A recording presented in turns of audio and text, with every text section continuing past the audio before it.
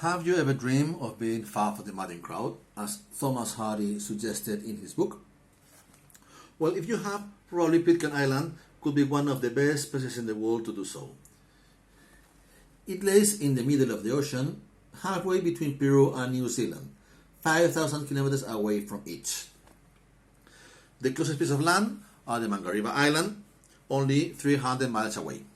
So, as you can see, hardly could you ever be farther for the madding crowd than remaining in the Pitcairn Island.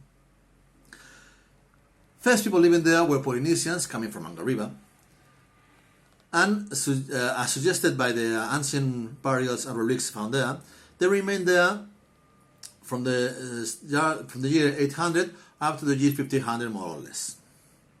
The island remained unknown for European people until it was discovered by Fernando de Queiroz, a Portuguese seaman working for the Spanish crown. It was rediscovered in 1767 by the Swallow, a ship belonging to His Majesty's Navy. The first one to sight the island was a 15-year-old seaman who named the island after his father, Pitcairn, who was a well-known officer in the Navy itself.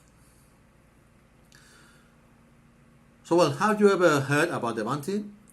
Perhaps you have, and perhaps you have seen one of the several movies that have been filmed on these events. This could be the Bounty. Here is the story in a few words. In December 1767, the Bounty started her way to Tahiti, and the first intention was to cross the Cape Horn. But that was proven impossible because of the fierce winds and the stormy weather that forced them back.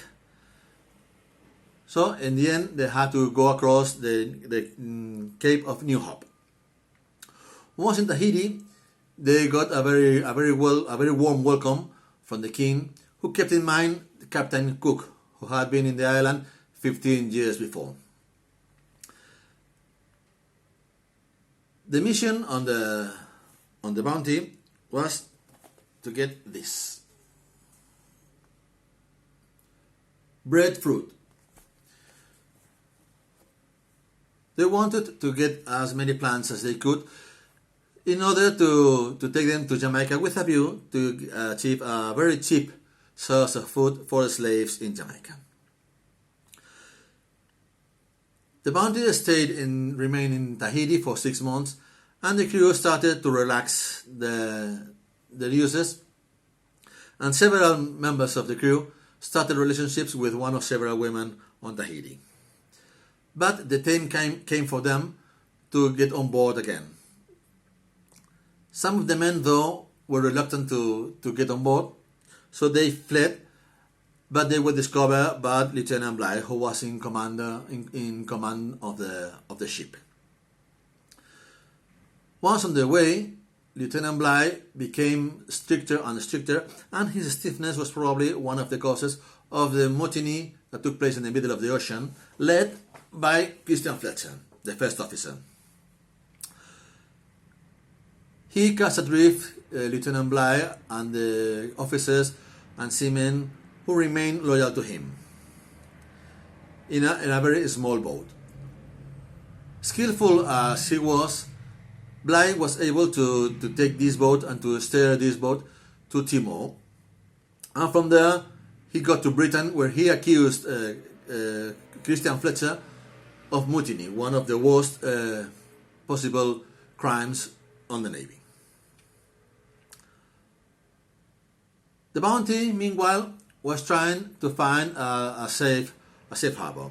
First intention was logically coming back to Tahiti, but the king would not let them stay in the island because he feared that the Navy would cause trouble in the search for the mutineers. So, forced again to sail away, they came across with Pitcairn almost by accident.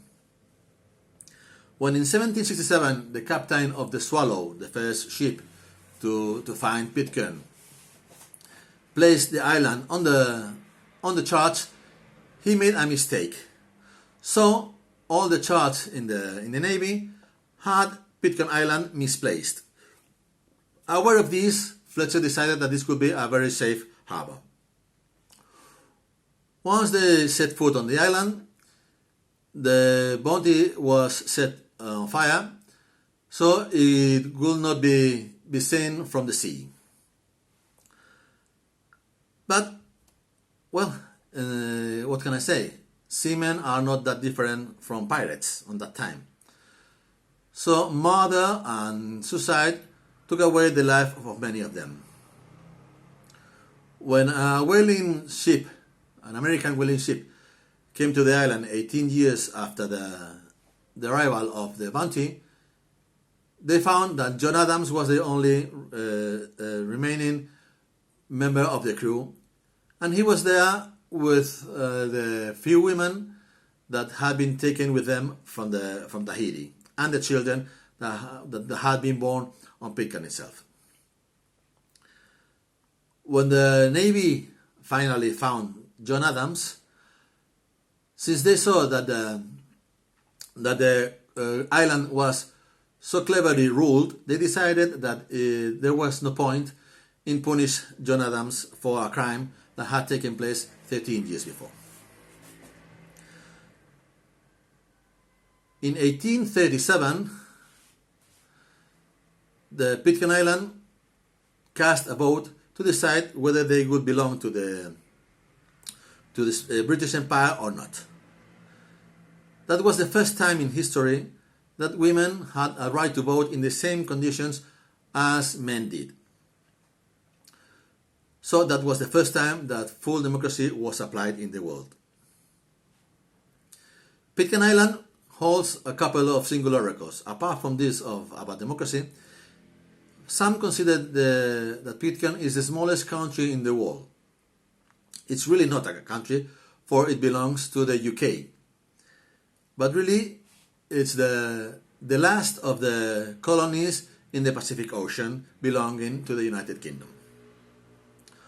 All the inhabitants there, about 60, are descendants from the mutineers on the Bounty and the women that they had taken with them from Tahiti. About these events, several movies have been filmed. The first one was in 1916. It was an Australian movie, a silent movie, that is considered to be lost. And then we have this one with Errol Flynn, by the way, an Australian actor, in 1924.